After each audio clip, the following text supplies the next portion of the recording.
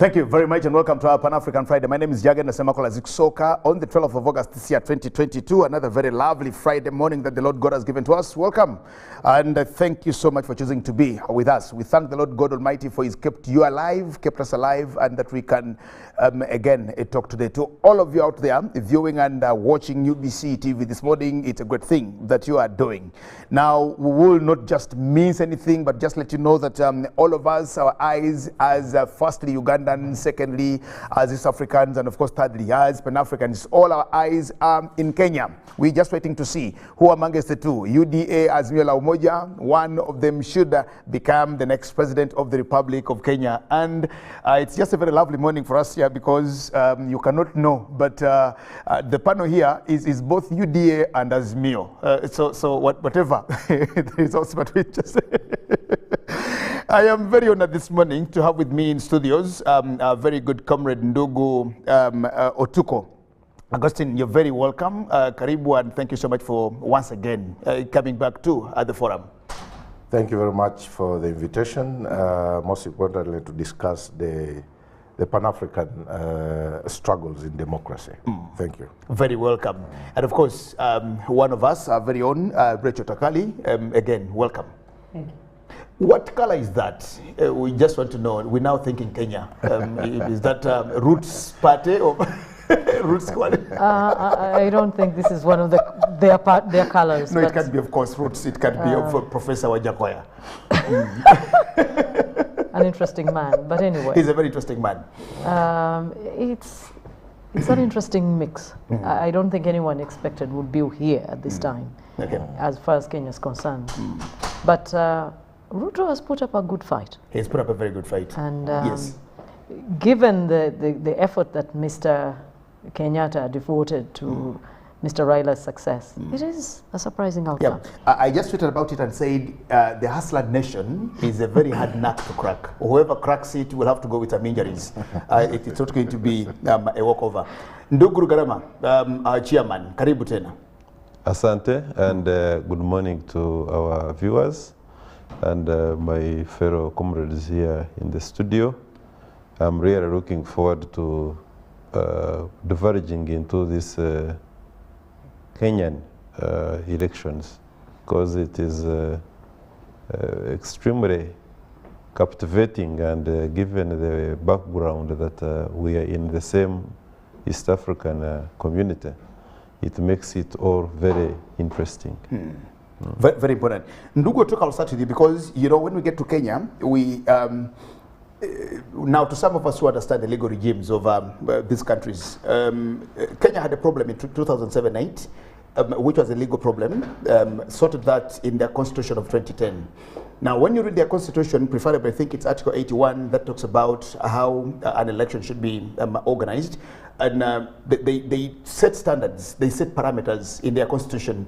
Article 81, 82 set very good standards of accountability, transparency, a flawless system, free and fair, etc., etc. And when you come, because the constitution was tested the second time in 2007, and sorry, 2017, and that's election that took to court again, and Justice Maraga threw it out and saying because of this. One of the most interesting things therein are that it was Wafula Chebukati, the chairperson of the IEBC at the time. It is Wafula Chebukati again today. And the conversation in Kenya is whether the IEBC and the man himself who did an election that was nullified and he redid the election, of course, that brought Kenyatta into his last term, is the same man doing it, but now with the judgment of Justice David Maraga.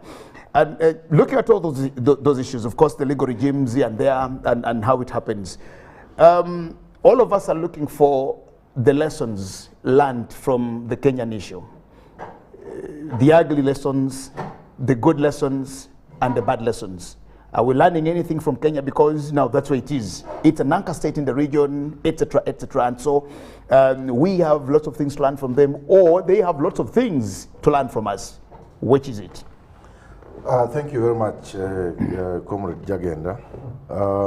Democracy is a process, and I think Kenya has exhibited that over time, its democracy is growing. The when you look at the current situation, you realize that the counter-accusations, accusations and counter-accusations are not so many. There is a high level of maturity and trust in the process at the moment. There could be some challenges or fears that are currently existing, but you can be, as you said, that that over time there's been an evolution that arose from the 2007, 2010 Constitution, and they have kept improving. And the courts have also kept shaping the direction of the elections in Kenya. For example, in the last election, you realize that Chebukati, the IEBC chairman, declared results basing on the portal. And the ruling of Maraga said, no, you cannot just be able to declare results as they come, because you do not know where the results are coming from. What if we have some hackers of the system? So that is when the court directed that the results, election results, must be verifiable. So the process that is delaying the results currently is the verification of the form 34As and the 34Bs, so that they can be able to develop 34C. So in other words, an election that cannot be verified for the results, where the source of results may be debated, may be a source of violence, may be a source of mistrust in the process. So I think the courts and the individuals within the Kenyan politics have been able to grow this system, this democratization system, this election system, to the point where they are now. On whether we should be able to learn, I think there is a lot that we can learn as a country in the Kenyan politics. First of all, when you look at the election cycle, I mean the election procedures, for example, when you talk about a running mate in Kenya, I think it's a good idea for Uganda to look into, because you are able to balance in terms of power. You are able to balance regions, so that when you're contesting as a president, you should be able to look for regions to partner with. Although, of course, that also has its own challenges, because when you look at the Kenyan politics, it's more tribalized. It's something that we shouldn't be able to learn from them. But I think there are lessons to pick. The issue of the transparency level that we are seeing now, it is something that we can be able to study, how they have been able to do it. But also, most importantly, the declaration of results, by saying that the results at the polling session are final. I think it is something that reduces or the tensions? The tension, but also room for manipulation. Because there has been a challenge that when results are declared, for example, in Katakwi, in a polling station, you may not be able to know how many certain candidates polled in that place. So you'll have to, for example, in Ngariam, but you'll be able to rely on the results that come as a district. So the results that... Not the individual polling stations. Not the individual polling station in the district. So I think the idea of tallying results per polling station is something that we can also be able to copy, because so that we can be able to reduce these anxiety, a lot of pessimism, and a lot of speculation. And maybe lastly, the other thing that probably we need to be able to learn from the Kenyan politics is the restraint of the political leaders. There is recklessness in the politics of this country, that if somebody has won in Katakwi, he thinks he has won in the entire country.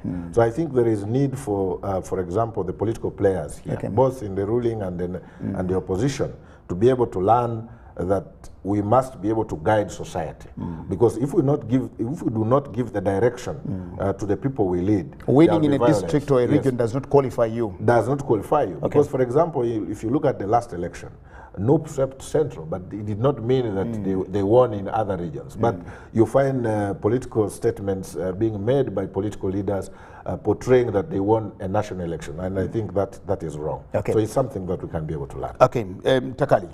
Let's learn something from the Kenyan issue, the Kenyan question. And of course, to many people, of course, who look at issues in Kenya is, one, you notice that this particular election has caused a lot of anxiety amongst Ugandans as opposed to the other elections that we had in 2013 and 2017.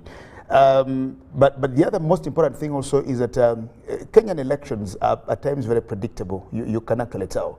In 2017, when the election was nullified, towards the end of the re-election, Raila Odinga bowed out and said, let me let Uhuru run his own race, organize his own marathon, run by himself, declare himself, do all the things to himself. And surprisingly, the same people who voted for Uhuru Kenyatta are the same people who came to vote for him. And you notice that he had just a very little slump from that, because I think he had won with 8 million votes, and when it came back, it was 7 point something, with just a very small margin. So you could actually tell that even when you do a rerun in Kenya, the same people who voted for you in the first round can't change. They have nothing to change them. There will be the second. There will be the same people that will come again to do that.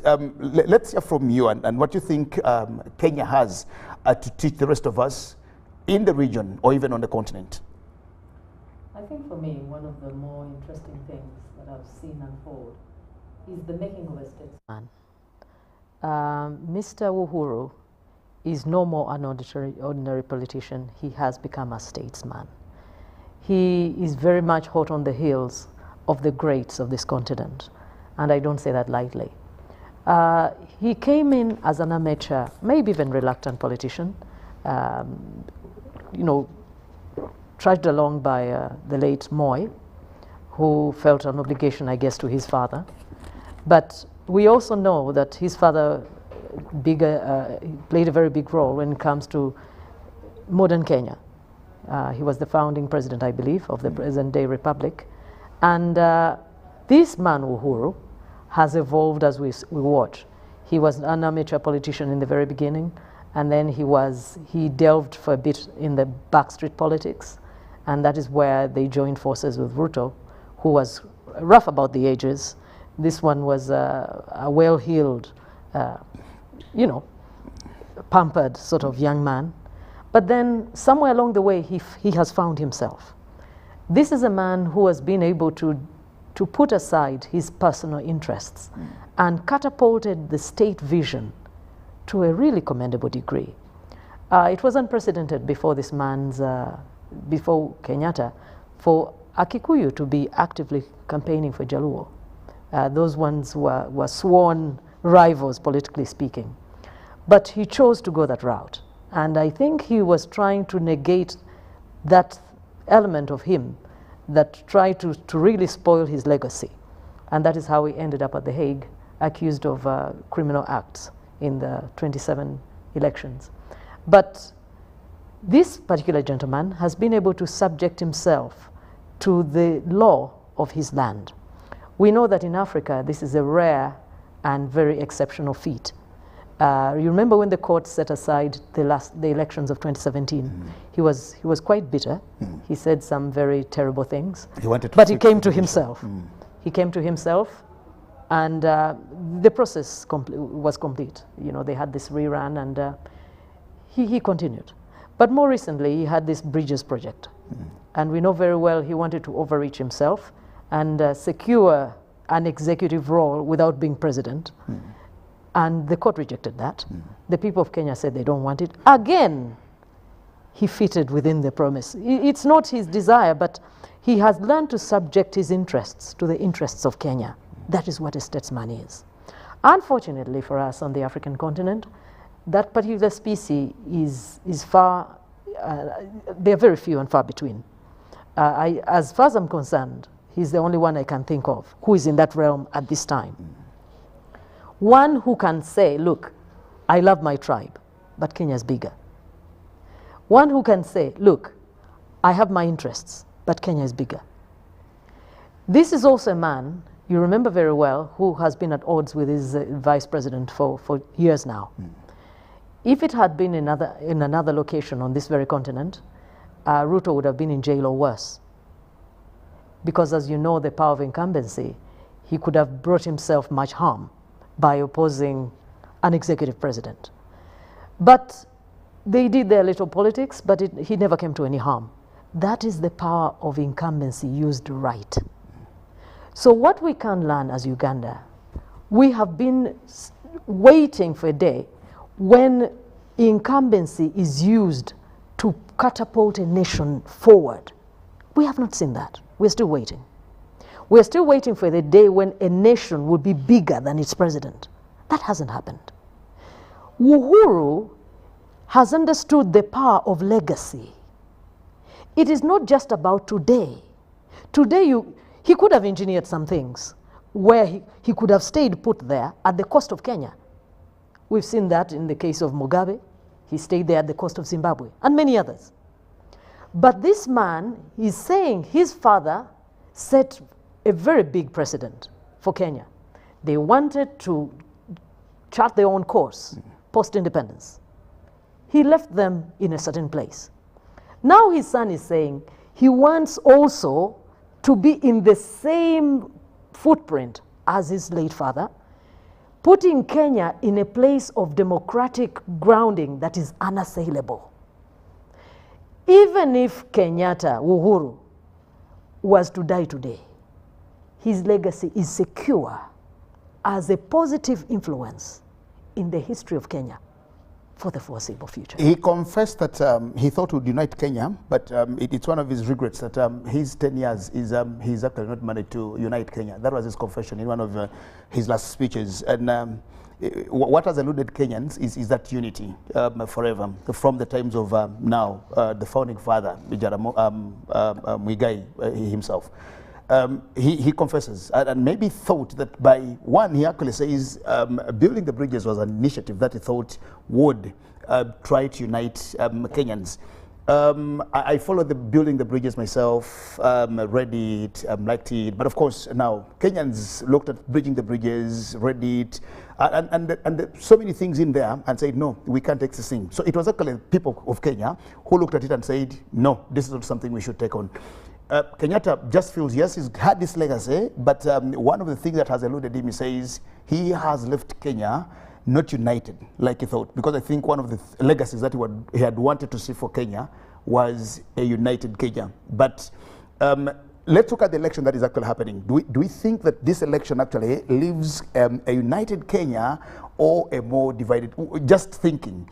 Because it is the first election that has not had a Kikuyu frontman or frontwoman up there. But yet again, unprecedented that both running mates are the Kikuyus. So if they go by the legacy, which also seems to not to hold the ground, that you would think, in 2013 all of us thought the next president would be William Ruto. In 2017, when William Ruto was taking on the NASA coalition, we actually thought William Ruto was the next president. In 2013, when they just voted for both of them on that same ballot, I was in Kenya and at the Catholic Conference Center where they were.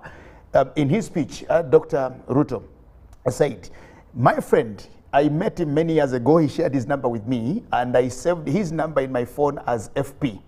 And said FP to mean future president. And he said, officially, I am actually editing it from FP, and I'm actually now removing the F to president. And this is it. And you see, they had that very good, convenient marriage, and everybody saw the vibrant URP and TNA make the Jubilee coalition, the Jubilee party. It was a very big event at Kasarani when they were actually now fusing and getting all the small parties into Jubilee party. But can we even guarantee that after maybe Baba, the fifth, if he gets there, that it will be Martha Karua next time? Or do we even guarantee that if it's Ruto this time, it will be Gachagua next time? In just 2 minutes before I go to Nduguru Garama. Because human society is very dynamic, we can have no guarantees. However, it was, I think, overambitious of President Kenyatta to believe that he can achieve a unity in 10 years. You see, the damaging or unraveling of a societal fabric is a very gradual affair. In other words, the schisms that we see in Kenya have their foundation maybe 70 years ago. So it's overambitious to believe that you can bridge that gap in 10 years. In 10 years. However, he has made a very important commitment and first step in that direction. Okay. Nduguru Garama, karibu. You are everything. You are Roots, you are Wiper, you are ODM, you are UDA, you are Kenya Kwanza, you are Azmio. Yes, you are right. To the extent that all those political groups are Pan-African, then I am all of them. Certainly, I am extremely impressed with the progress of the Kenyan elections. I am also not oblivious of the fact that what is haunting Kenya is basically what haunts the entire African continent in the majority of the cases. In Kenya, contrary to what some of our colleagues here who are social media maniacs would want to project, we've had delayed delivery of electoral materials in a number of polling stations. This is what we have here in Uganda. We have had some altercations on the polling stations, people fighting. You've seen people carrying sticks, and we are only glad that it hasn't gone to the extent that would actually cause. We've had some polling stations and being cancelled, that no election is going to be allowed to be carried out on some of these polling stations because of the chaos. We've had people come to the polling stations and the biometric machines cannot read them. You know, some names are even missing from the register. So I don't want to dampen people's spirits, but I want to put this in perspective, that yes, we have had, for instance, scaled down presence of the security forces in the electoral areas. That is a plus. That probably people have now matured to allow the electoral processes to operate, you know, to be able to see that the exercise moves smoothly and is not in any way, either by omission or commission, interfered with by the heavy presence of the military personnel. That is also very important. But we must also remind ourselves, and I think my brother Tuke alluded to it, but this is the specific aspect I want to bring out. When you look at the Maraga ruling, the justice, the panel was very clear. They said that as long as the malpractices and malfunctions that we have pointed out that obtained during the exercise reoccur, and the same is brought back to this court, regardless of who the participants in that particular election will be, we shall reach the same decision. Now that sends extremely very warning signal. You hear the statement. It may not be very exact, but that's what the court said. Now, Ndugu Chebukati is aware of that ruling. I think he must have fixed a copy in his pillow, and he keeps pulling it out and reading. And I think this time around, he's like, I must not be caught off guard. So what we are seeing now, and we are praising, and must be, in my opinion, part and parcel of what came from the Maraga ruling.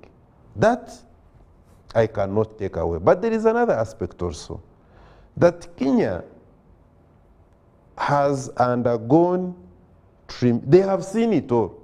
The ethnic clashes that have occurred in Kenya, the tribal undertones that have punctuated the electoral processes in Kenya, the grand corruption that has been that has punctuated and littered the politics of Kenya over time, the consequences that has therefore brought to the electoral democracy in the Republic of Kenya, has catapulted, has ushered the Kenyan society and into a realization that if we don't do better than yesterday, we are doomed. So my thinking, therefore, is that that too informs the kind of election atmosphere we are witnessing in Kenya. But let me hasten also to add, why is Uganda? And I was trying to cross-check, I found that my colleagues in DRC, in Zimbabwe, in Zambia, in Rwanda, and Burundi, Tanzania, they are taking extremely very high interest in what is happening in Kenya. Now, for purposes of this debate, we must realize that we have got Kenya as one of the strongest and founding members of the East African community. It is also, although of course we are all dwarfs economically speaking, but that at least for them, they are among the dwarfs, they are a little bit taller than us.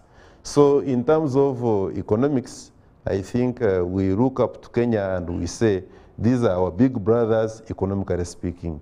They are also, of course, having ports, like Port Mombasa, where a lot of commodities do pass for us who are landlocked to access.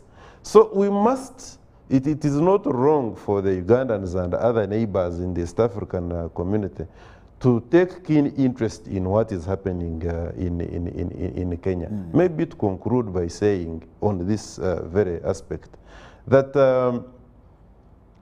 when I look at the kind of exercise that has been carried out in Kenya, I want to believe that we have got lessons to take.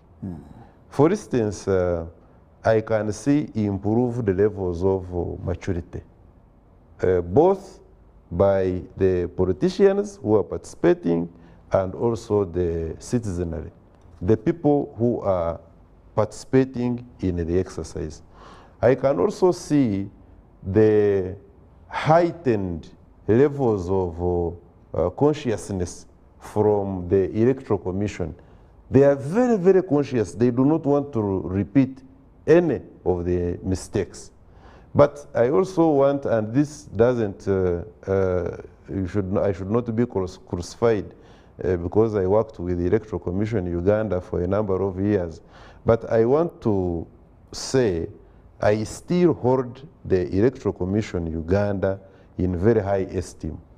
They have done a fantastic job, and the people who are bashing Electoral Commission in Uganda and referring them to look at the Kenyan Electoral Commission, I think they do with due respect. They are either excited or they have not taken time to study deeply what Electoral Commission Uganda does. With the few, of course, isolated cases here and there, which is not actually the doing of Electoral Commission, but the participants, notwithstanding. I thank you. Okay, thank you very much. Now, when you look at Kenya, like you said, this particular election has excited Ugandans, which I think is also a very good thing, that, when you talk in the spirit of Pan-Africanism, regional integration, the ESE, fraternity, etc., it just shows that, yes, we are actually moving, we're getting somewhere, that if an affair in Kenya can attract the attention of Ugandans for quite a number of reasons, like you said. But you see, when you look at this Kenyan thing, maybe from 1992, 1997, where you still had now the late strongman, Moi Arap, Jaramogi Oginga there, quite others, of course, now they're coming in over Kibaki. But come 2002, you notice that you've had only 4 players on this political scene. You've had Kibaki, you've had Raila, you've had Uhuru, and Ruto. And In the words of Professor PLO Lumumba of the PLO Foundation, he normally says, nyani ni wale, misitu ni tofauti. Same monkeys in different forests. You know, we're dealing with the same monkeys, but just jumping from Budongo to Mugahinga to Mavira to, but you talk about the same monkeys in the same forests. To many people who, of course, you know, when you get to the Ugandan question, for example, and I think we need to do a very good comparative study with the rest of the regions. For example, in Rwanda, that's a no-go area. That's a no-go area where you've also had one strong man at the helm of it and you know, running the affairs and of course building the country, rebuilding it and creating its PR. In Uganda, they will say, of course, it's only one man who has been there for 4 decades. Tanzania has had presidents move, come on and others go. It is forever the Chama cha Mapinduzi party, but of course changing leadership in that way. Now, when it comes to Kenya, their formations keep changing. The formations keep changing by the same people. Now, 2013, 2017, you had Ruto and Kenyatta in an outfit called Jubilee. But in 2013, every one of them had their own. Somebody had the URP, the other had the TNA, they came into Jubilee, made the Jubilee party there. And today you're asking and wondering now, there are members of parliament who have come too at the 13th parliament as Jubilee MPs. And quite a number of them from the UDA, very many from the ODM. And now you're asking, whose MPs are Jubilee MPs? Whose MPs are Jubilee MPs? But of course they're there. But you know, when you look at it from maybe that time, you notice that we've had virtually the same people on the political scene. The only difference or beauty about that is you see one president change and give it to another. Somebody was actually asking me that apart from Raila Odinga having a title of His Excellency and then Commander-in-Chief, what hasn't he done for Kenya? What hasn't he benefited in humanity? Apart from maybe having that opportunity to say, I also died as president of Kenya. My father didn't get it. Maybe my family hasn't gotten it. And another, of course, made a joke and said, it is only the laws in Kenya who have not had an opportunity. The laws in Nigeria have, the laws in Uganda were, the laws in America, through Barack Obama, also managed to get there. And so it's only the laws of Kenya that have not managed to get to it. Ndugu Otsuko here.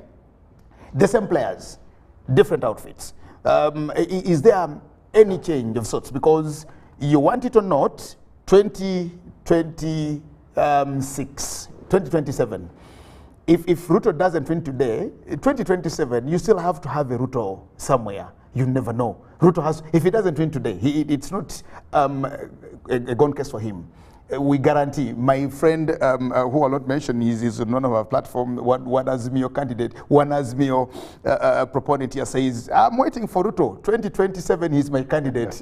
You know, he has already promoted Ruto to 2027. Well, thank you. Thank you very much. The perspective that my sister and my senior brother, Rugarama, have put clearly indicates that there is a lot to pick from these elections. But when you look at the Kenyan election, in my view, these are tribal coalitions. The Odingas, the Rutos, and the Uhuru Kenyattas are tribal leaders that are coming together and say, let's form ourselves into a coalition so that we can be able to take over power. But in terms of political dispensation, I think Kenya is seated on a time bomb because when you look at the dominance of the tribes, the Kalenjin and the Kikuyu have dominated because they have the numbers. They have the numbers. So whoever wants to come to the politics of Kenya in terms of national politics, you must be able to ally with the Kalenjin or the Kikuyu. So if you do not have them on their side, it means you have no chance of winning an election. And I think that's not something to learn about, because to me, I think we are promoting more tribalism in the region than ideas and than political ideas. And I think when you see, yesterday I was telling someone that from the Kalenjin, they gave to the Kikuyu. We had Mwai Kibaki and now Uhuru Kenyatta. Those are 20 years of the Kikuyu ruling.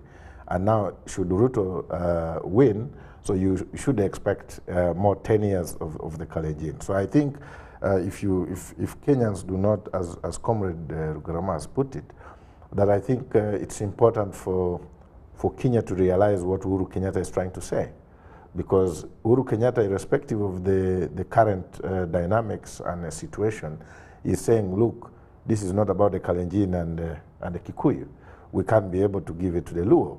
But the challenge with that also is that it falls within the privileged same class, the same privileged class that have been around power for a long time. So the Kenyans are between a hard place and the rock, because you, on the other hand, you're talking about a hustler, but a hustler belonging to which tribe? So a privileged tribe that has been in power for 29 years. So the Kalenjins were in power for 29 years. Then you have the Kikuyu now taking over for 20 years. And now, if it goes back to them, they cease to be a hustler tribe. It becomes a privileged tribe. So I think, while on the other hand, if you decided to ally with the Raila, you are also falling within the middle class, the class that has been around power for a long time. So until and unless we have emergence of the new progressive forces that are not looking at coalitions of tribe, that are looking at Kenya as a country, as a nation, until we see leaders emerging from the coast region, for example, from the Western Kenya, and not from those traditional families, not from the traditional tribes that have been around, the privileged class that have been around power for a long time, then we shall say maybe Kenya is headed to a right direction. For now, it's just a matter of time.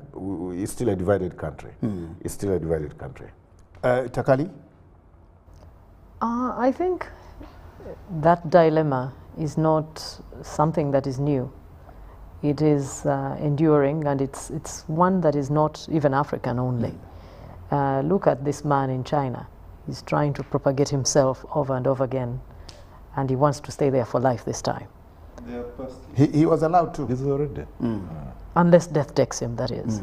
But even death would be a life situation. Till death does him apart. Yes. With the chair. I think that dilemma is something that is enduring. It's a human condition. So unless the systems in a society are strong enough to resist such a thing, we've seen that same situation over and over again in many parts of the world. In this case, it's ethnicity. In other places, it's religion. In other places, it's even a sect of the religion. So what I was trying to say when I last spoke about Kenyatta was that he finally realizes that this is not the path that a progressive state should be on. Whether he sees that come to pass in his lifetime is another matter. But for someone to recognize that this is not a very sustainable way of doing things is in itself commendable. In cases like our own Uganda, we have had the same ruling party for the last nearly 40 years. But I cannot say Uganda is a very unified country either. So it is not just a case of changing party names.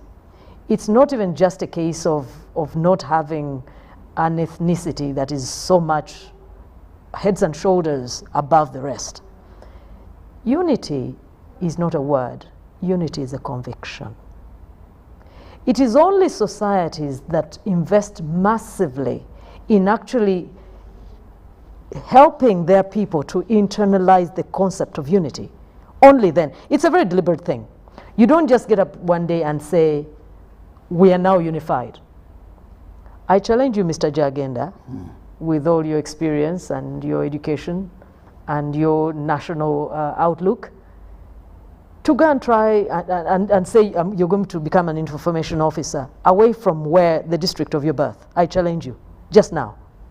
Choose a district and say, now I am going there. I am Jagenda Semakula, a very good Ugandan. I am qualified, and Uganda is at heart. And see if you get that place. In any part of this country? Yes. Apart from where I was born? Yes.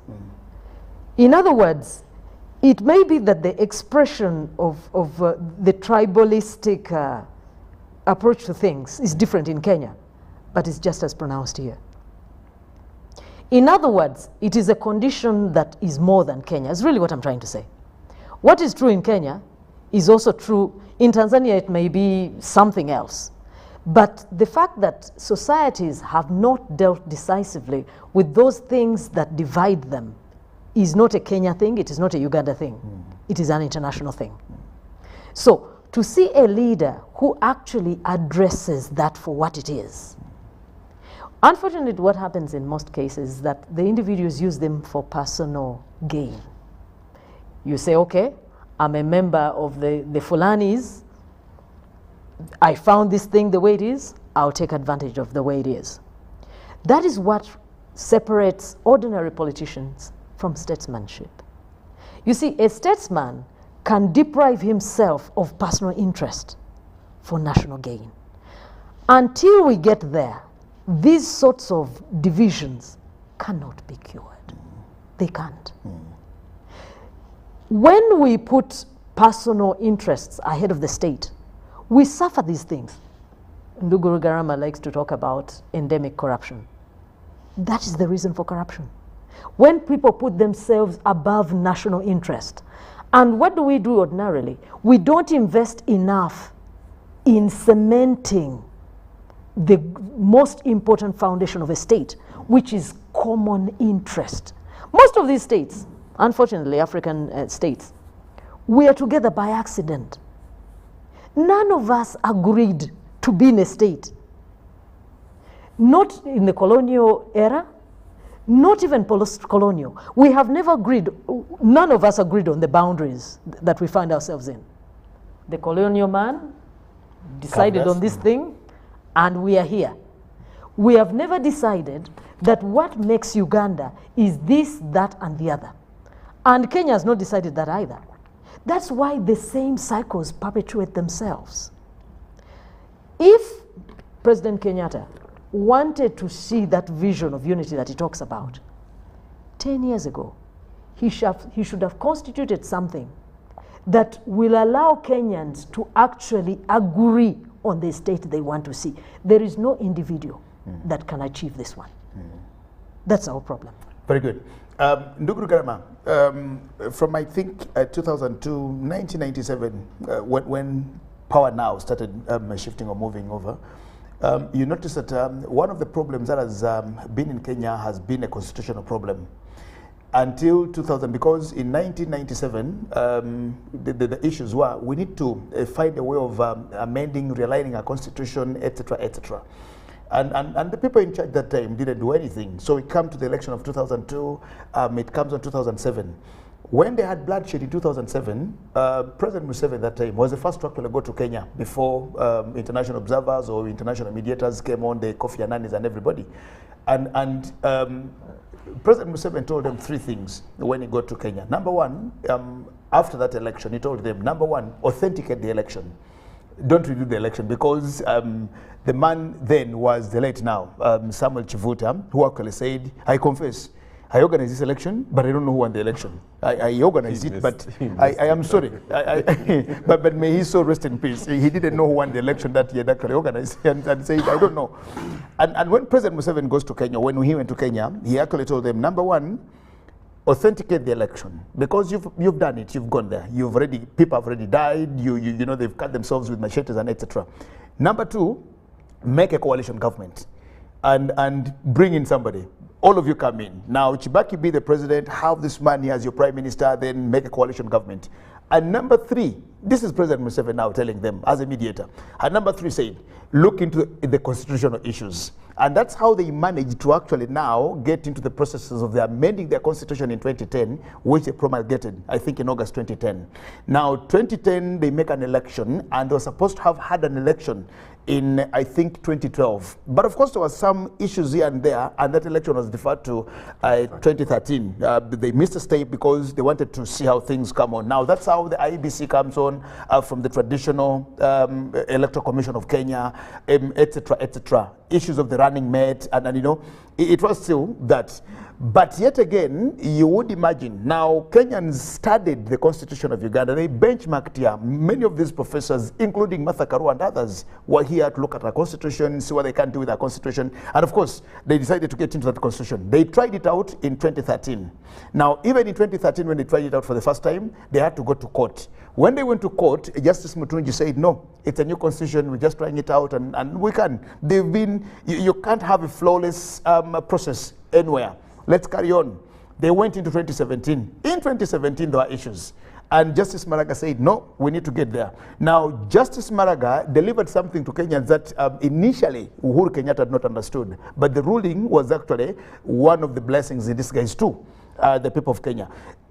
Constitutionalism is one of the things that has actually caused problems to the people in Kenya. What do you think needs to be done? And because it is either Ruto or Raila Odinga, is there anything strange or new that Kenyans should actually expect, apart from just maybe having the pride over it's we finally or it's we in again? You see what is fundamental here?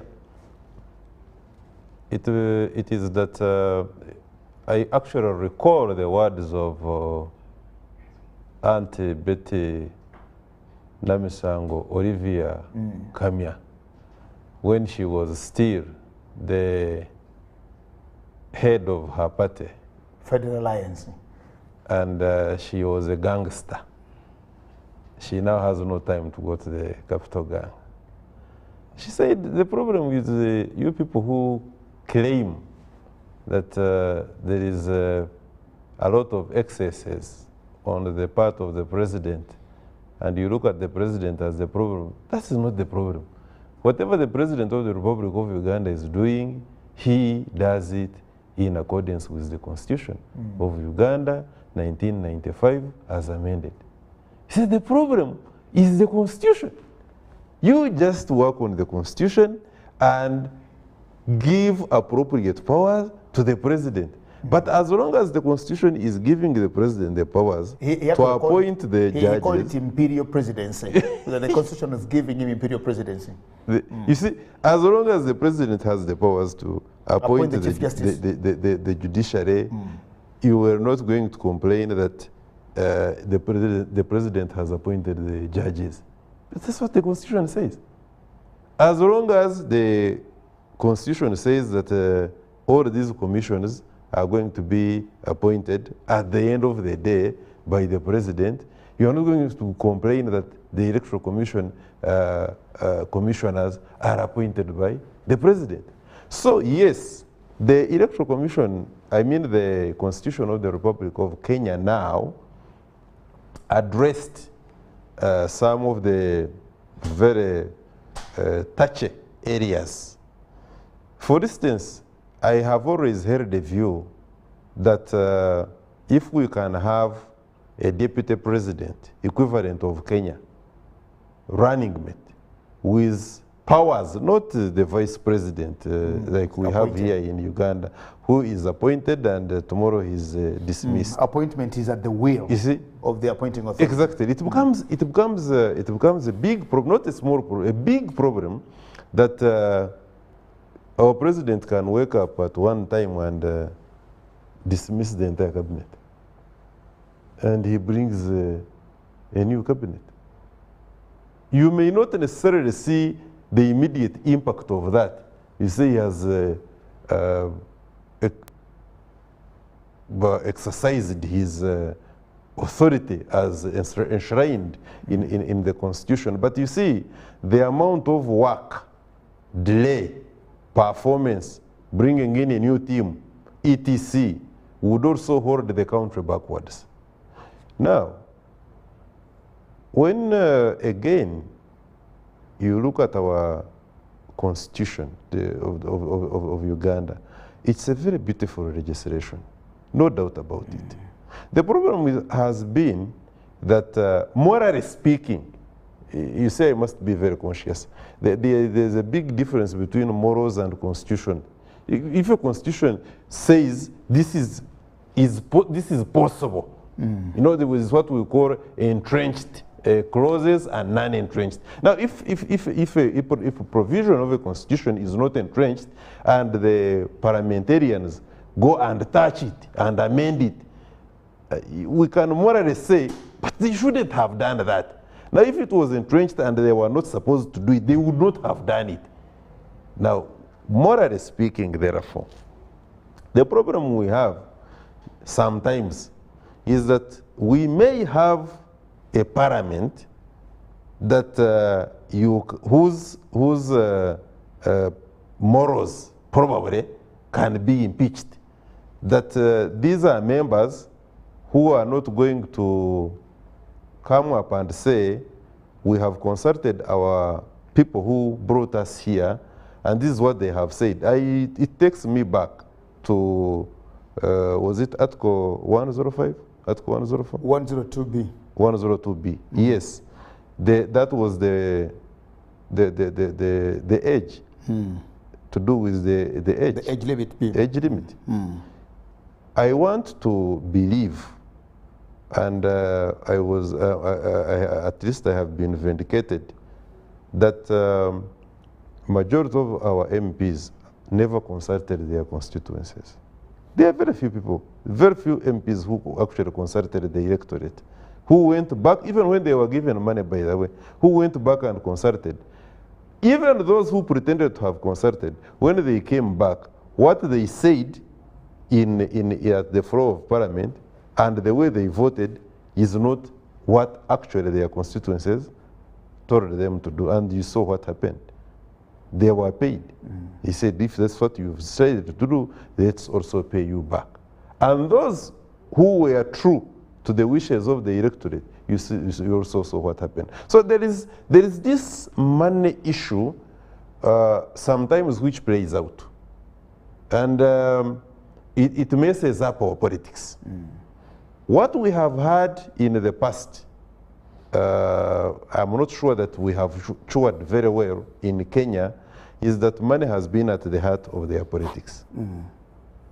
There has been a lot of tribal, and actually, I think we can discuss, and I think my colleagues here really talked about it, we can discuss the degree of tribalism, but not that tribalism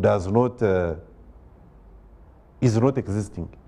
Actually, we even have racial differences or tribal differences, depending on what you want to call it, even in America. Even in America, the so-called utopian democracy, that's what they want to say they are. But I can assure you that we have got those differences which actually play out in their politics. In the appointment of the judiciary. The other time when this lady, and I've had arguments with my fellow lawyers when they were like, you Pan-Africanist, you see now what is happening in America, they have actually appointed to the highest level of the judiciary a black woman. I'm like, should I clap for that? Fundamentally, the structure of the justice system in America is flawed, and there is no way how the appointment of a mere single black woman to the top bench is going to change that. We have got the highest rate of incarceration of the mayor in America. Actually, America has got the highest, the top democracy, compared to even the countries they ostracize like China. They have got the highest percentage world over of incarceration. And they make sure, and the laws are made in such a way that they will have to get you in there wrong. You will not survive. So when it comes to the Constitution, constitutions all over are important. These are important pieces of legislation that shape and guide the spirit of a nation. But you see, in themselves, these legislations are not going to be useful. The people must adhere to the core of the Constitution, of the pieces of legislations that we have. The question is, are we, for instance, in Uganda, looking at our Constitution, giving it the respect it deserves, or we find a reason to tinker with some of the fundamental clauses that are going to put our parliament in a bad light? But I also want to, and I think we have done a bit of that here in Uganda. There was a move, even in Kenya, you remember, which I think, again, my sister and my brother here have alluded to. There was a move in Kenya by Uhuru and the team, again, which was looked at as an attempt to entrench again tribalism, that we can have rotation of presidency, and when it went to court, it was thrown out. When it went to parliament or levels of parliament, it was thrown out. Everywhere. The academia just threw it out. Okay, hold it there, Ndugu Garama. I want to go to Nairobi now. I want to go to Kenya, preferably I think to the Bomas of Kenya, where Ndugu Asumani Basalirwa, Justice Forum President, and of course in Nairobi as an observer for this particular election. We can see you there. Good morning, Honorable Asumani Basalirwa. Yes, good morning, panelists. Yeah, we're happy to have you. Thank you so much. You're looking a little darker, but it is you. You are the same Asumani Basalirwa that we all know. So you've resembled Kenyans, but you are just there representing us. Are you at the Tally Center now? Yes. Are you at the Tally Center? Are you at the Bomas of Kenya? No, I am not yet at the Bomas of Kenya. I'll be there at exactly 2 p.m. Okay, well, you've been in Kenya for the past, I think, 1 week. First, give us your observations. You went there as an observer. Tell us what you're seeing. Tell us what is happening there. And the rest of us are just glued to TVs. And remember, every TV in Kenya has actually got a winner of their own. So we are winning on this TV and losing on that TV and winning on the other TV and losing on that TV. But what's the picture like in Kenya for you, the observers who are right there? Yeah, thank you very much, Ambassador. As you rightly say, we've been here for now a week, and we can only limit our comments, observations to the time we've been here. The rest can only be information that we have prior to our coming here. But I think as a way of giving a general or broad picture, when we arrived here, we had the opportunity to attend some rallies of the different candidates. We've been able to interact with various key stakeholders, interacting also with the candidates. And as observers, because for us, we were invited by the IEBC through the Parliament of Uganda, our mandate is basically threefold. We're here to monitor, to observe, and to evaluate the election. On the election day, we were able to move to certain polling stations and monitor how elections are conducted. But giving a broad picture, the exercise was largely smooth. There was a lot of freedom and transparency at polling stations. I will tell you, for example, that as an observer, I was allowed to take pictures at the polling station. And here, polling happens in closed environment, closed structures. And so people would enter a classroom block where I was. They would go to the biometric machine, they identified. They are given 6 ballot papers that are cast in 6 different boxes. Now that process, we were allowed to take pictures. I have pictures, I have videos. What we are witnessing now is the tallying of results. But as you are aware, this is compared to Uganda, this is a largely big country. They have over 46,000 polling stations. And you know, the 2017 court decision was to the effect that when results are electronically transmitted at the tally center at the Bomas, the electronically transmitted results must be compared with the hard copies. In our situation in Uganda, you would call them the DR forms, so that if anybody hacked into the system, the hard copies would be there to authenticate the results. Now that process is a little bit tedious, and that explains the delay and the anxiety we have apparently. Fortunately, their constitution gives them 7 days, so they are not under any pressure. And I am in the middle of Nairobi. People are waiting for the results. They are anxious, but they are also going about with their business. In fact, even on the election day itself, we thought Nairobi would close, but people were working, and you would move into shops here and there, and we only pray and hope that this becomes the situation even after declaration of results. And ambassadors, you are aware, here the transmission of results is a fairly transparent process. You can access the IBC portal and get the results. The only issue that I have seen, and as you have rightly said, when you rely on the media in Kenya, you are likely to have challenges.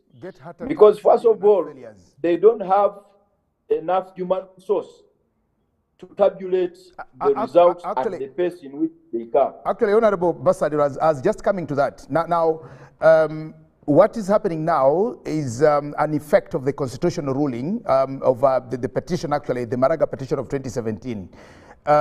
Two, it gives them 7 days to do that. And from what you're seeing, we are into, I think, day 3 or 4. And the 7 days could actually go until Monday or Tuesday. But from what you're seeing, do they have enough manpower that by the time, because the anxiety is very high, that people can actually see what is already in? And you're seeing, if you had people come to vote up to about 13 million, and the candidate X has 6 point something and another has 6 point, then you know everything has come in. Then why shouldn't they actually declare who the next president should be? Do you see them announced by the 7th day, or we hope it might go longer than that? Actually, the projection from most of the people I have spoken to, even some colleagues within the Electoral Commission, are to the effect that they may not go beyond Sunday. And it could be tomorrow, it could be even today, in case the manpower was increased, because part of the delay arises from the fact that the manpower has been very slim within the Bomas. But I think once they get more manpower and the tabulation goes on, the comparisons between the electronically transmitted results and the hard copies, once that comparison and confirmation happens with enough manpower, the declaration could come today, it could come tomorrow, but our projection is that it may not go beyond Sunday. Secondly, the media has also helped to address the anxiety and emotions. At least people can address the emotions and anxiety by looking at the various TV stations that are projecting these results. And you are aware that at least all these results are from the same source, and because they are from the same source, they are credible results. Only that they are being projected in a preferential manner. So if Ambassador Jagenda Semakula is supporting Basalirwa and is working for UBC, he will ensure that Basalirwa's results, where he's winning, are the ones that are being projected. That's why each TV station you go to has a winner, because the media here has taken sides, and to them it seems to be normal. They have taken sides. So it is better for us to wait for the official declaration, because if the IEBC doesn't have enough capacity and manpower to tabulate results, you don't expect the media houses to have it. I am aware that media houses set up tally centers just like the candidates, but they don't have enough manpower, even they themselves, to ensure that they are giving you up to date. So they will pick results from regions that favor their candidates, and it is those results that will be projected, and that's how it is creating a lot of confusion. But in terms of anxiety, I think the media is doing a great job to address the anxiety. People can now look. You can imagine if the media houses were not given the freedom to project the results, what would be happening here? Very good. What do you think explains the apathy that we saw? Because we had expected that this election had attracted a lot of anxiety. Of course, during the campaigns, we could see all these leading candidates, the UDA candidate moving with mammoths of voters, the Azimio people. And we had expected that this would be an election that would hit maybe up to about 90%. Unprecedentedly, in Kenya, we are seeing that they've actually shunned the election. What do you think explains that now from an observer angle and one who is actually talking to Kenyans right now in Kenya where you are? Ambassador, I have had the opportunity to speak to Kenyans. I have interacted, for example, with the Kenya Law Society, my colleagues in Kenya Law Society, who are also observers, and I've also spoken to ordinary wananchi. I want to tell you that there is no single reason that explains the apathy, but there are 4 things that are being advanced. Number 1, the current economic situation in the country. Most people did register from the countryside, but they didn't have the means to travel from the city to go back to their respective areas to vote. The cost of leaving your workstation, the cost of leaving the city to move to the countryside seemed to be so high. You know, all economies are recovering from COVID. So one of the explanations we've been able to get is the economic situation. You know, the poverty and the financial constraints that is ravaging most of the countries arising out of the effects of COVID. So that has been reason number 1. The second aspect has been attributed to the absence of a presidential candidate from the key region of this country. The argument is that because for the first time, the Kikuyu, that is a dominant tribe, do not have a presidential candidate. The dominant tribe didn't see much reason to give it all and come out in big numbers to participate in this election. That has also been the other argument that has been raised. The third relates to loss of confidence in electoral processes, but also in the politicians. The argument is that during campaign time, there are many promises, but when it comes to execution or fulfilling these promises, it's virtually not there. So people ask, what is in it for me? Why should I go to vote? Why should that happen? So that has also been the other explanation that we have found on ground. The fourth, I think, relates to the key component of the voters, who are the young people. The argument here is that the candidates did not provide a message that resonates with the young people that are a key component in the voting population.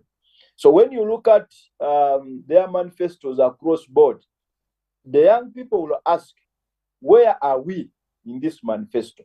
Where do we lie in this manifesto? I am aware that at the last minute, efforts were made to try and even attract them to the rallies. That's why you saw in Kasarani, Baba's team had to bring platinum from Tanzania. Okay, as an attempt to pull the young people. But by and large, the issue has been absence of the young people seeing themselves in the manifestos of the various candidates. So those are the 4 explanations that we have gotten here. Okay, well, thank you so much, Ndugu Honorable Asumani Wasalirwa from Bujiri Municipality, and of course, Jema Party President. Thank you so much. Just keep it there. Let me come back to studios for a little while. Ndugu Asumani here has said something very fundamental of the 4 issues that they've discovered there. One of them is the promises that they make. Now, you'll notice that during the 2017 campaigns, the government of Raila, I beg your pardon, Uhuru Muigai Kenyatta and Ruto had what they call the Big Four agenda of food security, agriculture, improved health, and I think housing. And one of the issues now in Kenya, and I think they hold both of them accountable, the 2 gentlemen there, Kenyatta and Ruto, that you made these promises, yes, but the whole term has been preoccupied with very different things. Building the bridges, all these things. And when you look at Kenyatta's scorecard, it has nothing predominantly to do with the last the last term, where he had the 4 big agenda. Don't you think that these are some of the things that actually Kenyans look to and say, okay, Uhuru, rather I beg your pardon, Raila is not new to us, Ruto is not new to us. What new thing, what game changer are they coming with if they have been there and make all these promises? What new thing are they coming with if they're not even delivering on their own promises? Thank you very much. Thank you, Honorable Wasalirwa, for clearly stipulating the 4 issues that could have caused voter apathy. The apathy, yes. I want to say that I do not think Africa has reached a point, and Kenya inclusive, a point where we are dealing with issues. We are dealing with issues that are presented by candidates.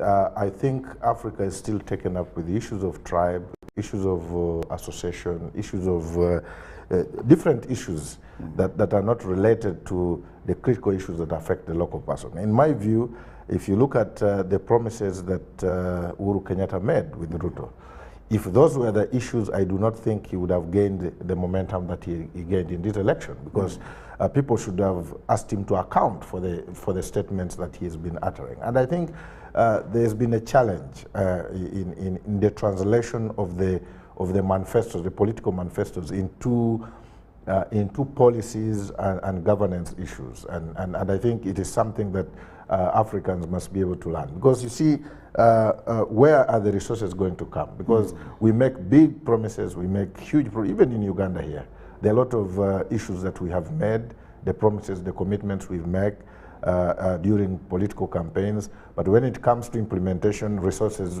we fail to get the resources, and we abandon the ideas that we had during campaigns. But I think to some extent, maybe when you look at issues like employment, because if you remember what the Uhurus and the Rutos were able to promise about employment opportunities for the young people. And as we speak now, they've not been able to achieve that.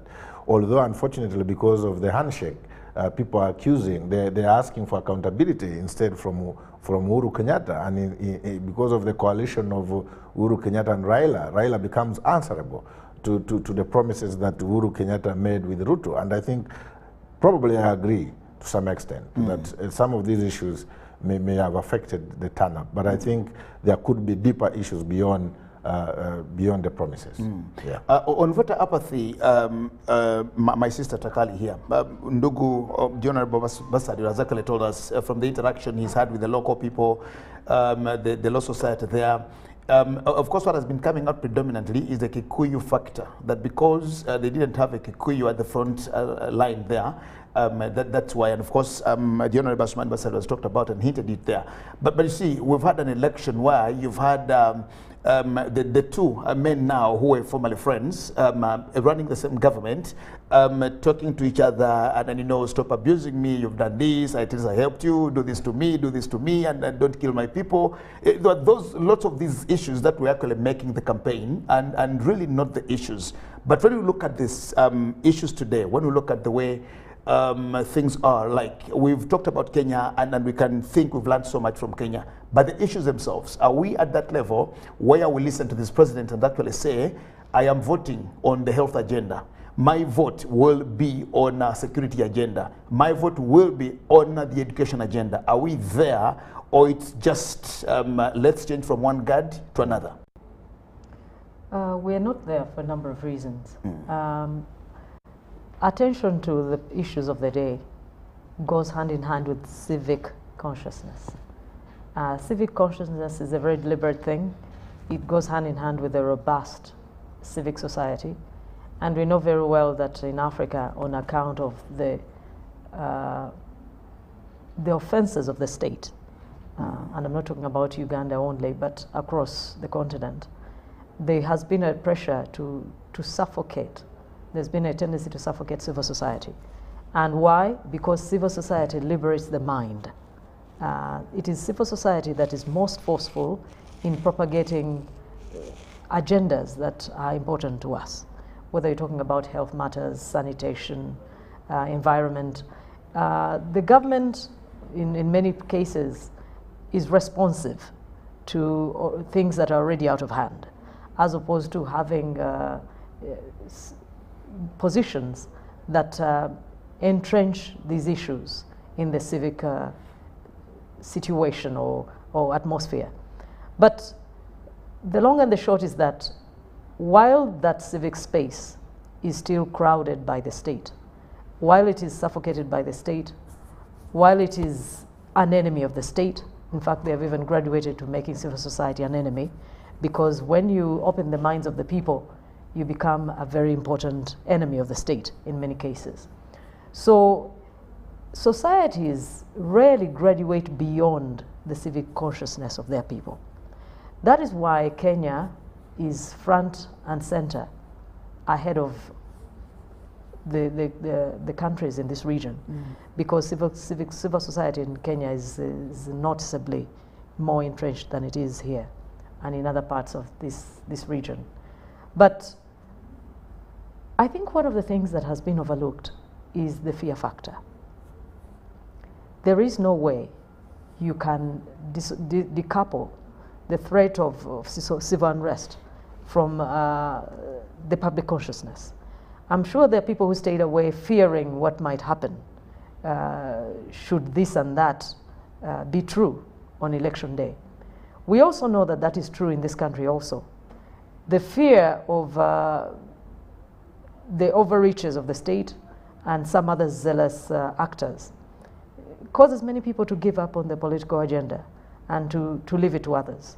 So it is not just the youth factor, it is not just the ethnic factor, but there are also other things that the state does to threaten the atmosphere, or to poison actually the democratic dispensation. So among other things, that to me is particularly important. But Mr. Jagenda, also allow me to digress a little. When it comes, for me, I am concerned about the East African project going forward. The more that Kenya becomes different from the rest of us, the more the East African agenda will fall on the back burner. That is a natural progression. If Kenya becomes more democratically different from the rest of us, and in fact, one of the candidates has spoken very unkind words. I don't need to specify who that person is. About the neighbors. That particular individual has been not uncharitable in just words, but also in actions. So imagine that person taking the helm. It will show in the East African project. The more that Kenya becomes more empowered economically, and we also know that they're negotiating as a state with America, not as the East Africa, as Britain, they're having an arrangement. I wouldn't be surprised if they also have a SADC arrangement of their own. I know that Tanzania does. What I'm trying to say that if the rest of us in the East African project do not style up, Kenya and Tanzania will leave us behind. It is a natural progression. Tanzania is more disposed to deal more closely with SADC. That is a fact. They are more charitable. They are more focused on the SADC arrangement than they are on East Africa.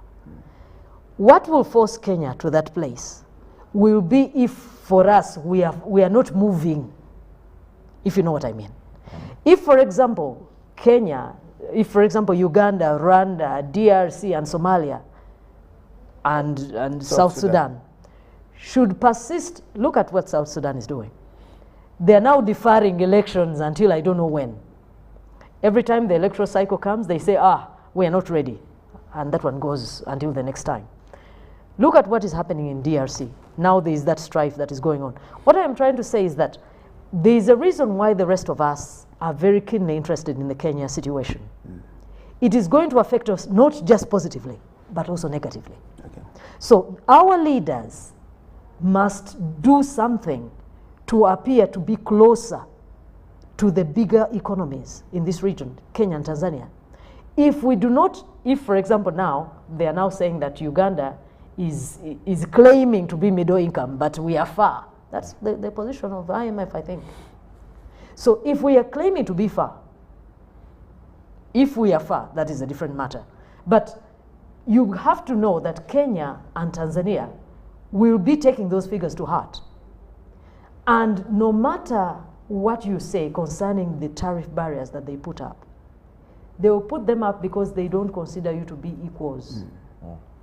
This man who recently made these statements, that is his thinking. I am saying to the leaders of Uganda, what this means for Kenya, there will be repercussions for us. Okay. Ndugu Rugarama, you heard from Asuman Basari in Nairobi. And of course, as actually coming in with the East African issue, the East African question that we also need to know, the relationship, of course, amongst countries, but also furthering the integration dream, because that's also very key. That when we are building towards the United East Africa, then of course we have these changes in settlements and government and leadership, etc. Does it help us into building that bigger dream, or it also just keeps us lagging behind in as far as the East African project is concerned, just like Rachel has observed? I have heard the comments from my brother, Honorable Basari, from Nairobi. I'm glad that he has seen all that, and I want to believe that other colleagues have also seen what we can learn from, and maybe also they have taken information from here where they have shared with our colleagues where they can also learn from us. In a majority of the cases, by the way, there is quite a lot that our neighbors have learned from Uganda. I was in southern Sudan. South Sudan? South Sudan. They will hate you not for that. southern Sudan. South Sudan. There is one other viewer, by the way, who commented on it. South Sudan, for the record, capture that. And in Juba particularly, I was told in their planning authority that that plan, the planners, were picked from KCC here, planning department. They are the ones who planned Juba, the current Juba as you see. And it is not messed up. Forget about the tarmac and what have you, but the roads could be, yes, Maram, majority of them, when you go into the city, but they are wide enough, and nobody is going to build in the reserves. That's very critical. There are many people in our democratic path who have benchmarked Uganda. This electoral commission we are talking about, I can assure you that on the African continent, the electoral commission in Uganda is one of the top 6. But we here claim it is not doing a good job. We have had people who are dissatisfied within their political parties wait for electoral commission in Uganda. And majority of that's where we come up with independence. Majority of these independent MPs you see in parliament are as a consequence of having gotten dissatisfied with their own electoral commissions within their parties, and they wait for our electoral commission in Uganda. Now, I've done enough of that. Let me go to the fatigue You see, there is growing fatigue, not just, by the way, on the African continent. I think it is world over. Growing fatigue of the voters turning up to vote. In Kenya, I think the registered voters, I will get my figures correct, is about 22 million. About 22, 23 million. The people who turned up, 50%. just Slightly about above. 12. 30 million. Can also. you imagine that? What the problem is, in my opinion, is the following. One, that the political leadership, which is continuously, periodically elected, does not deliver. You see, when you don't deliver continuously, the electorate will ask the question, why should I go And vote.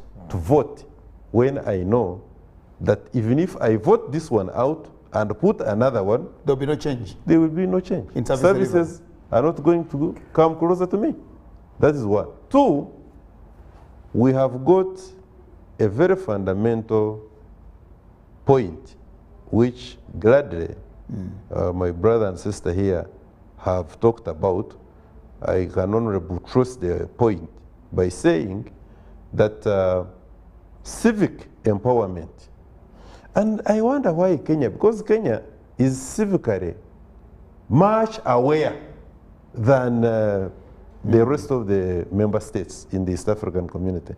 But there is this growing trend of not carrying out the civic duties, because going out to vote is a civic duty. But the fact that they are now declining, numbers are declining, speaks to what the political leadership is delivering to them. The rest of the member countries, because you see, for instance, we are here sharing about not carrying out elections. In Southern Sudan, in South Sudan, they keep postponing. This postponing business is because of selfishness. It's not that they don't have the money to do it. I can assure you, in Rwanda, for instance, they didn't borrow any money. They just carried out the elections. In DRC, you remember the time of Joseph Kabila. The adjustments which they were making, the reasons they were giving as a country was that they didn't have the money to carry out the elections. Now, anybody who knows DRC will tell you that was a lie. It was a lie.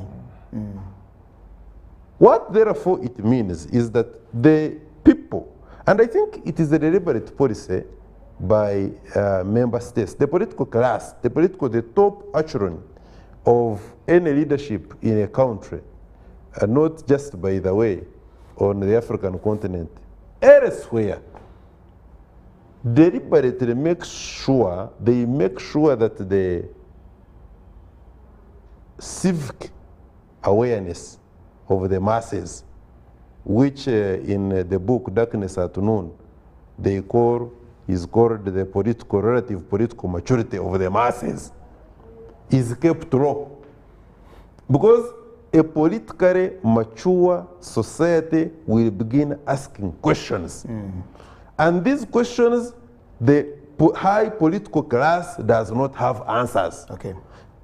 It is therefore important for me to say one thing.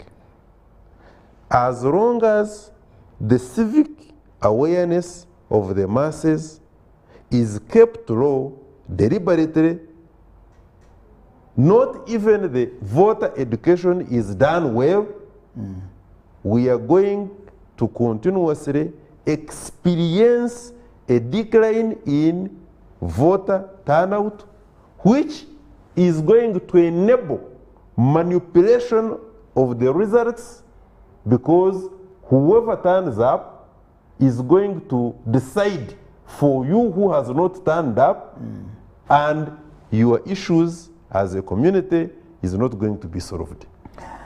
Okay, back to you, Honorable Basumani Basalirwa. The other conversation with us here is people project that there could be a rerun.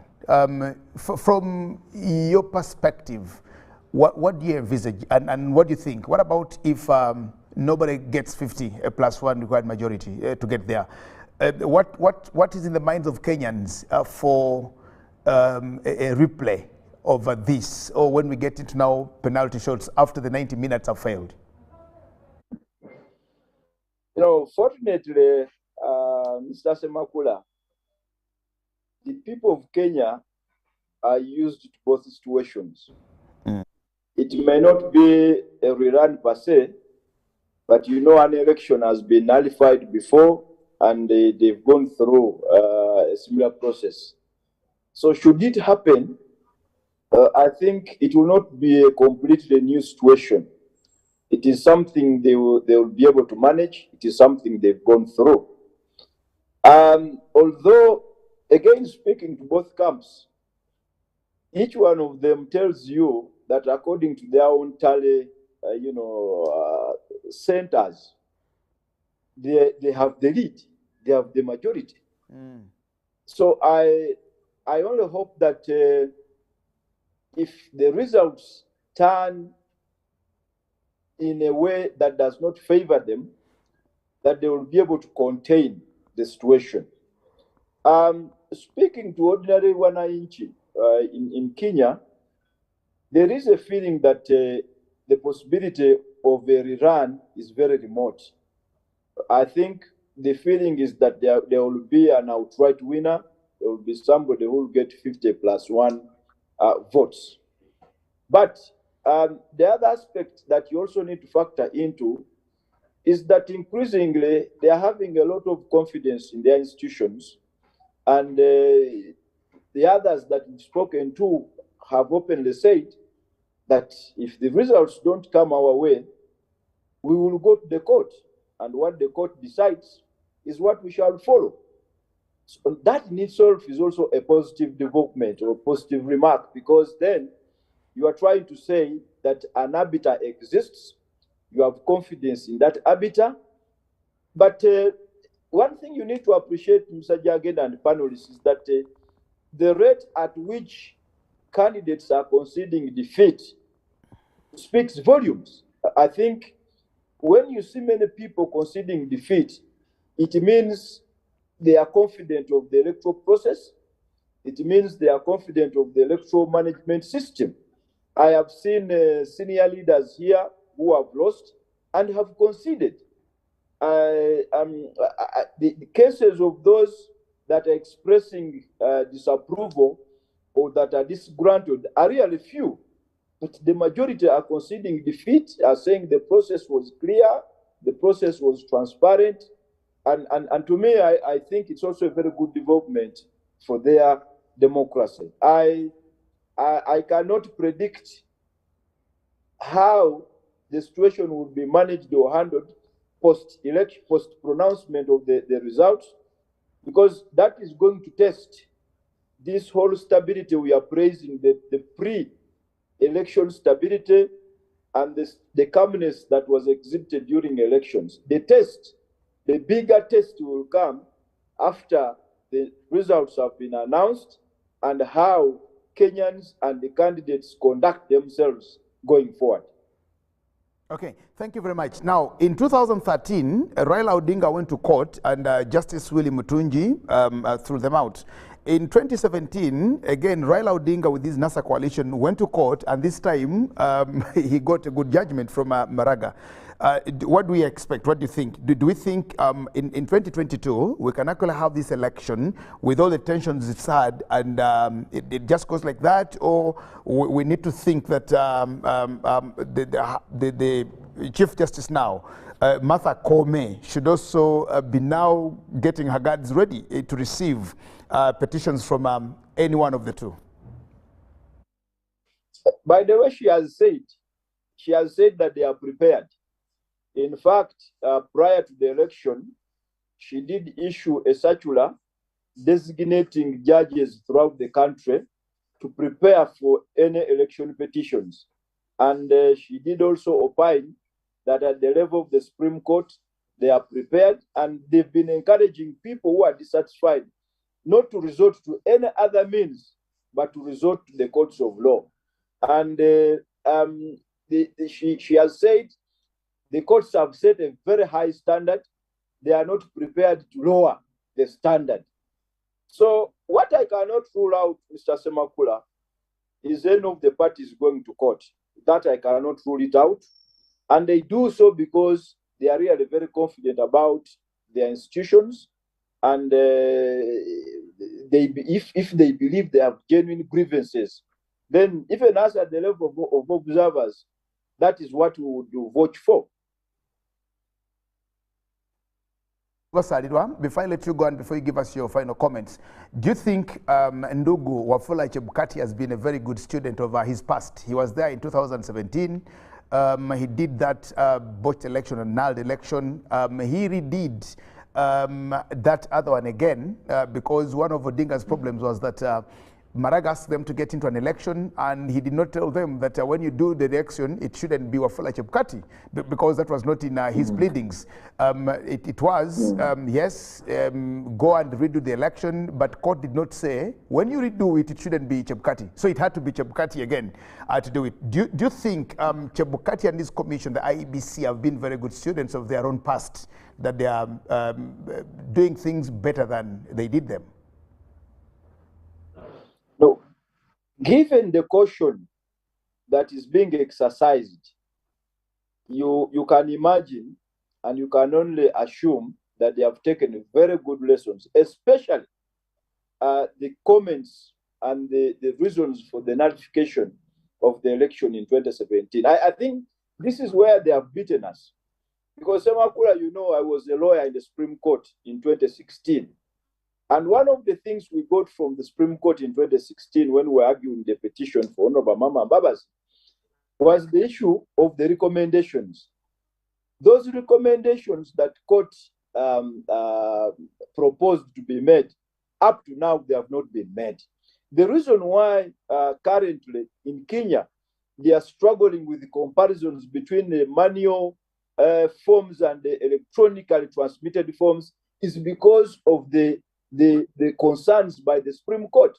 So Mr. Wafula Chebukati and his team are following the letter and spirit of the what you lawyers call the ratio decidendi, what was decided, the gist of the decision in the Supreme Court. And this time round, everything they are doing it very cautiously. For example, I will tell you that the Court of Appeal at the last hour here did say no use of manual registers.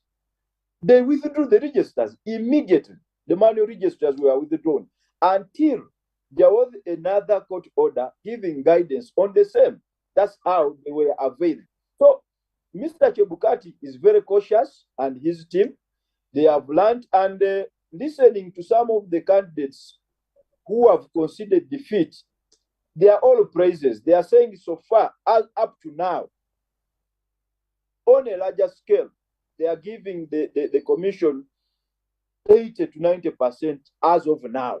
So let's wait and see how things work out after or during and after the declaration of the results. Tunakushukuru sana. Thank you very much. Asante sana, asante. Salirwa just right there in Nairobi, and very shortly he'll be at the Bomas of Kenya where the tallying is going on. 4 minutes to be out of studios, and Ndugu Otuko here.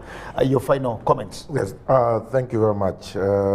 The colleagues here have said it all, and Honorable Basalirwa has also added his voice.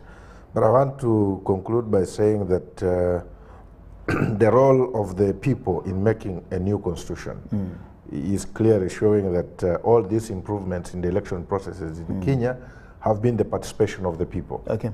And I think as a country we should be able to say that our constitution is about 27 years old now, from 1995. Does it still stand a test of time?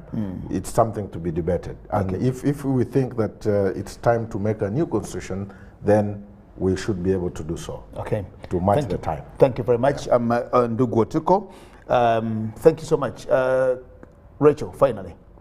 I'd like to say that for me, the enduring lesson is the power of the correct use of incumbency to actually propel a nation from level to level. Okay. We have seen that, and we're hoping the incumbency here has learned some things. Okay.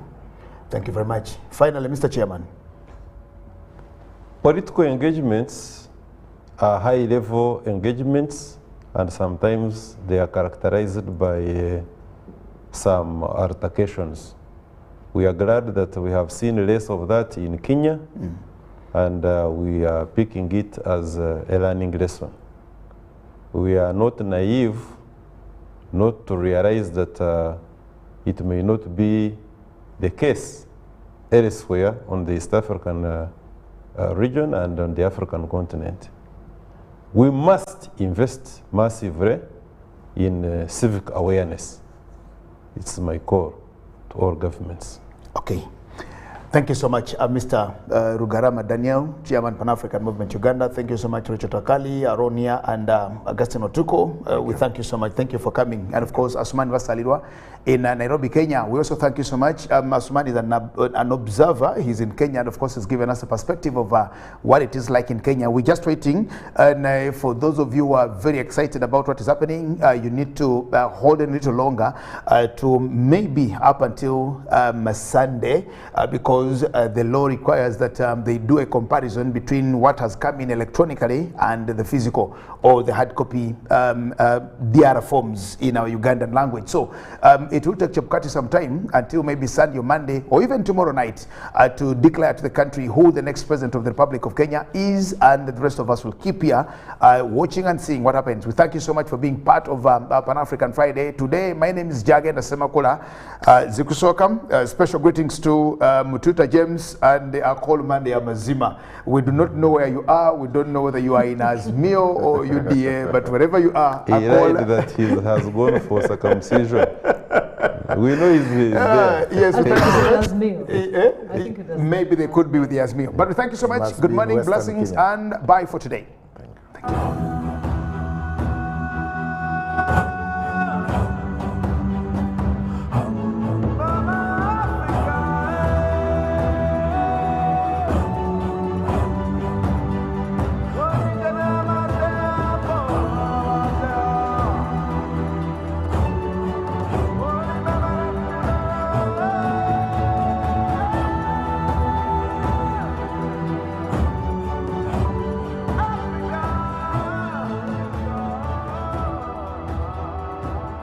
National Council for Higher Education will hold the 4th Annual Higher Education Conference on the 14th and 15th September 2022.